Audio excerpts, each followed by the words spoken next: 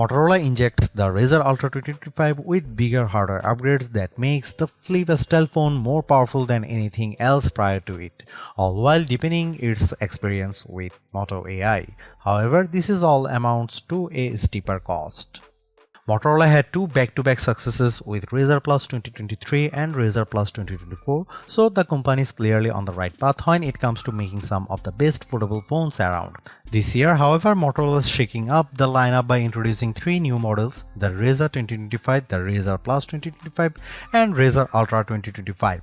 The Plus is no longer the premier flagship model in the lineup, as the new Razr Ultra 2025 now occupies that top position, boasting a more powerful chipset, a bigger battery, more storage and RAM, a larger main display, Moto AI features out of the box, and more. However, it commands a higher cost that catapults it into flagship territory alongside phones like the iPhone 16 Pro Max and Galaxy S25 Ultra.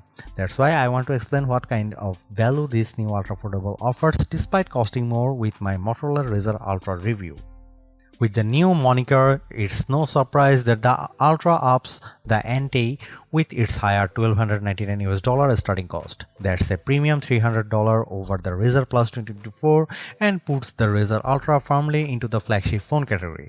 I won't say yet if the higher price point is valid, but just know that it has double the storage of the Plus at 512GB, more RAM, a bigger 4700 mAh battery, a premium chipset, and faster charging speeds. Additionally, it's really nice that you have more color options to choose from this time. You get a choice between Pantone Rio Red, Pantone Mountain Trail, Pantone Cabaret, and Pantone Scarab. I have got the latter, which features a sweet-like Alcantara finish. While some would argue this is the most premium option of the bunch, I prefer the Pantone Mountain Trail version with its wooden finish. Motorola hasn't made any drastic changes with the design of the Razr Ultra 2025 since it bears many of the same design aesthetics as last year's Razr Plus 2024. For a flip-style phone, it's still a charming design with its thin construction, although it's a touch thicker, wider, and heavier than its sibling in the Razr Plus 2025. The hinge, too, feels more substantial because it's reinforced with titanium. In addition to the gapless design as before, the crease in the middle of the display isn't as deep as before, even if it's still visible at just the right angle. More importantly, I really like the snappier response of the hinge, which is not as stiff as last year's Razr Plus 2024. For a phone that folds, it still feels incredibly sturdy, which is backed up by its IP48 rated construction, but I'm not confident that the Alcantara will hold up as well as some of other finishes. Not only do I worry about it staining, but I also wonder if it will fade with frequent wireless charging. Apart from the new finishes, the only other design changes involves the addition of the AI key on the left side of the phone. While the design remains largely unchanged, the new hinge design and additional finishes continue to make it charming amongst foldables. It's a minor size upgrade in my opinion, but the Razr Ultra 2025 now packs a 7-inch Super HD AMOLED display. That's a mere 0.1-inch increase over display size in the Razr Plus 2024 and 2025. First of all, I will say it's a good looking display complete with wide viewing angles, bright colors, and tons of details. And while the 22:9 aspect ratio doesn't interfere with how I generally use the phone, it does sort of make the video watching experience a bit odd, largely in part of how standard 16:9 videos have gaps on the left and right sides. I could perform a zoom to get videos to fill the entire screen, but then it crops a lot of the top and bottom. Thankfully, it's still brilliant looking with its peak brightness output of 1835 nits.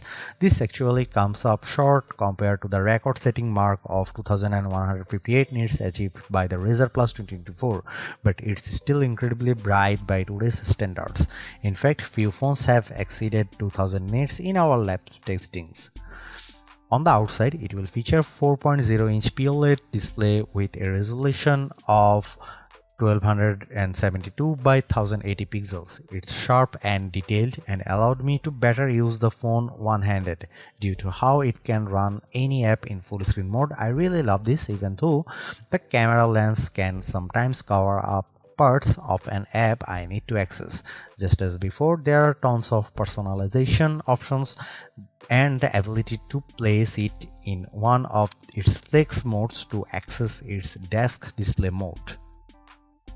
I wasn't a fan of the switch Motorola made with the Razr Plus 2024 since it dropped the ultra-wide camera in favor of a telephoto one with 2x optical zoom, but I'm glad that Motorola has gone back to that setup with the dual camera setup on the Razr Ultra 2025, which consists of a 50 megapixel main camera paired with a 50 megapixel ultra-wide camera.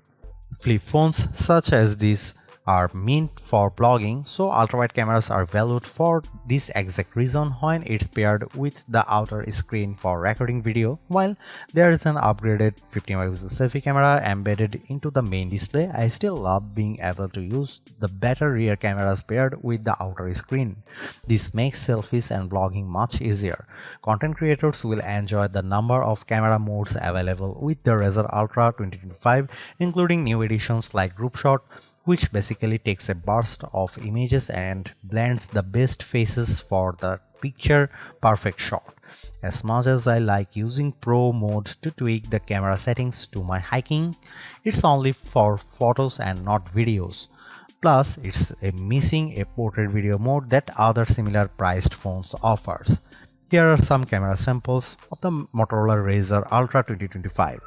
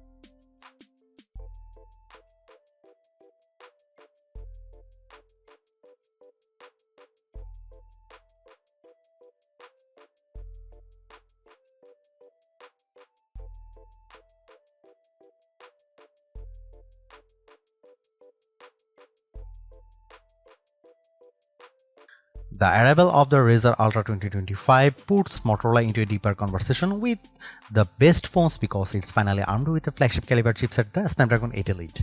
I'm not surprised by how much of a difference this makes because I have seen the benchmark scores put up by other phones, but it definitely makes the Razr Plus 2025 the most powerful foldable phone in our tested to date.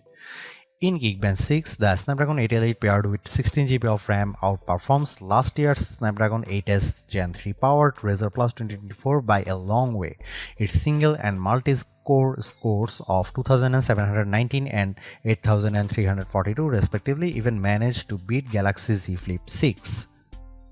There's also a remarkable GPU performance boost as well, nearly doubling the frame rate that the Razr Plus 2024 achieved with 3D Mark's Wildlife Unlimited test. The 73.74 FPS average frame rate pulled in by the Razr Plus 2024 isn't too shabby, but the Razr Ultra managed 145.32 FPS running the same test.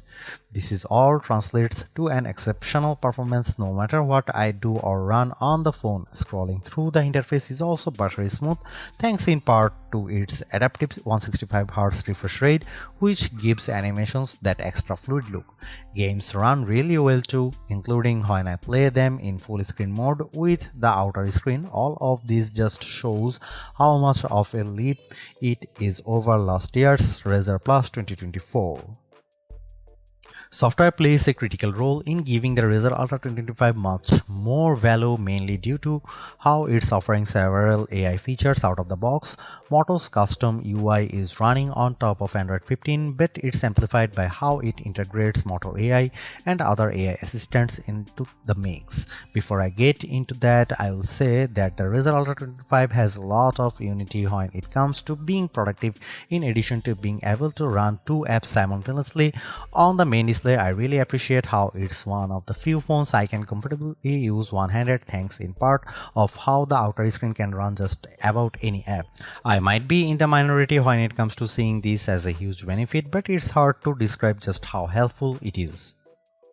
There's also a Smart Connect, which offers an intuitive desktop-like experience that also seamlessly works with other devices. Essentially, it's Motorola's version of Samsung DeX, but it works entirely through a wireless connection, from being able to access apps and files stored on the Razr Ultra 25. Smart Connect can even allow me to cast a virtual version of the phone on my Windows 11 laptop. This is all fantastic, but I just wish it could work through USB-C as opposed to doing it just wirelessly. With a wired option, I would be able to directly connect my X-Real AR glasses to it for an even better experience. I am even happier to see that Motorola's in the AI race now, because Motorola AI is available right from the start. The company's been working on this for a while now, starting off as a beta with the Razr models last year and finally revealing it in full here. Some of the Moto AI tools can be quickly launched by pressing the dedicated AI key on the side of the phone, but the full suite is accessible by running the dedicated Moto AI app. These Moto AI tools consist of Catch Me Up, Pay Attention, and remember this: Catch Me Up uses AI to give me a helpful summary of my notifications. Pay Attention is a voice recorder that will transcribe and summarize recordings, and remember this allow me to save screenshots, photos, and more for me to recall later.